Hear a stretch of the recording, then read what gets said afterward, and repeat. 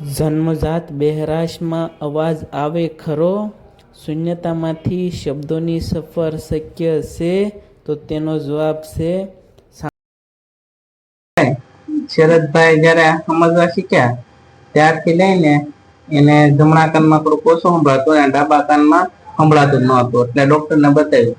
પછી ENT સર્જનને report કરાવ્યો. તો સાહેબે શું કીધું? ના પાડી કે આનું ઓપરેશન કરાવવું પડે. બરોબર છે. કાનની નસ સુકાઈ ગયેલી છે ડાબી સાઈડ, અને જમણી સાઈડ 25% સુકાઈ ગયેલી છે.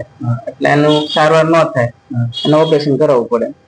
બરોબર. હવે આપણે શરદભાઈ 20 દિવસ આપણે આયુર્વેદિક સારવાર એટલે કે કર્ણ પુરાણ અને દવા આપી હતી. શરદભાઈ, હવે તમને જે જમણો કાન છે થોડું ઓછું સંભળાતું એવું વ્યવસ્થિત સંભળાવવા હરખું સંભળાય છે ને? પછી ડાબા કાનમાં જે સંભળાતું જ નતું એમાં 25% જેટલું સંભળાય એવું લાગે છે? થોડુંક અવાજ ખુલ્લો એવું પેલા કરતા વધારે સંભળાય. હવે આપણે મોટા મોટા સર્જન જેમ કે ઈએનટી સર્જનને બતાવ્યું, રિપોર્ટ કરાવ્યો, એમાં આવ્યું કે ભાઈ કાનની નસ સુકાય છે એટલે સંભળાશે નહીં.